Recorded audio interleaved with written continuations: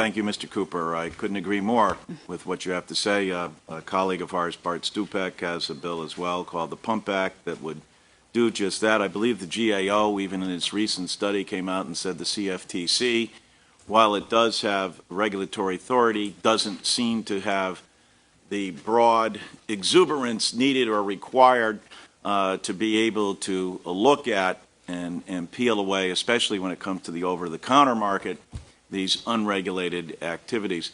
Let me ask first Dr. Brooks, Dr. Rusco, and then Mr. Brooks, whether or not you feel that that would better help in terms of transparency, the initiative that would be required, as my grandfather Nolan would say, to trust everyone but cut the cards.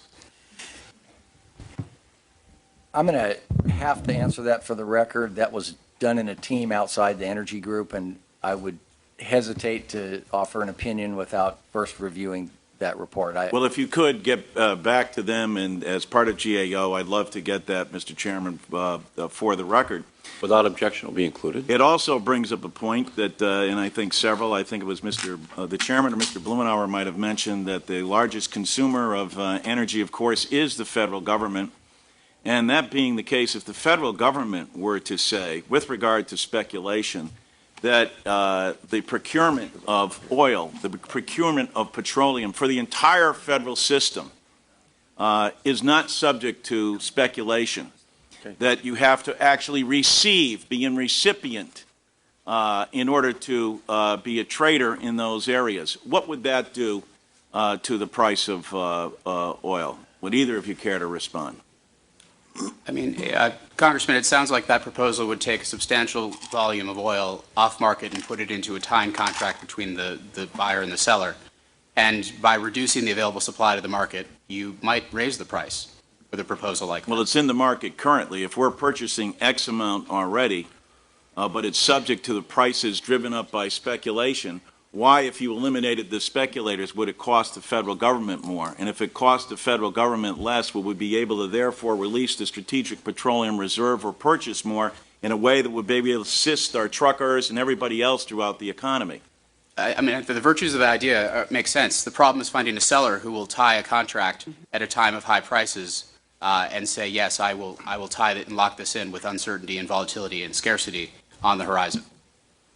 Yeah, but if all we're hearing from our oil executives is that the laws of supply and demand and volatility and yada, yada, yada no longer apply, then where does it leave policy decision makers with? And if we have unregulated markets that have no transparency and small businesses and oil dealers saying that it's a fraud and a sham and nothing more than a charade that's going on that causes our prices to go up while the people, as you pointed out, who are concerned on making the money on paper based on a declining value of the dollar and other volatility or other arguments that they may make, and call that the marketplace. Isn't that? Well, increased transparency is always good for markets. Also, cautious small moves are generally good for markets, particularly when there's a lot of capital in circulation. I would agree that any move you can make to try to increase accountability without increasing the transaction cost, and that's sort of the flip side of it. The more you regulate something, the more expensive it becomes to trade on that regulated exchange. And this is a global world. Trade can go elsewhere. So you have to balance the two. Well, I'm all in favor of balancing the two, but perhaps Ms. Kenderdine could answer. Transparency is terrific for markets. The only concern I have is that 80 to 90% of the world's oil reserves are controlled by national oil companies or OPEC.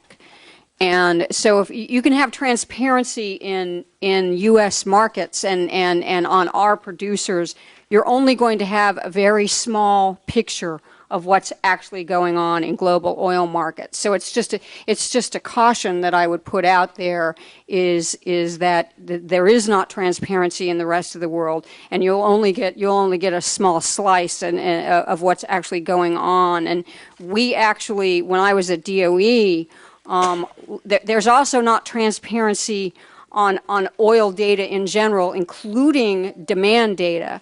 and we launched an effort to try and improve data worldwide so that we could have a better understanding from a government policy perspective. Very difficult thing to do.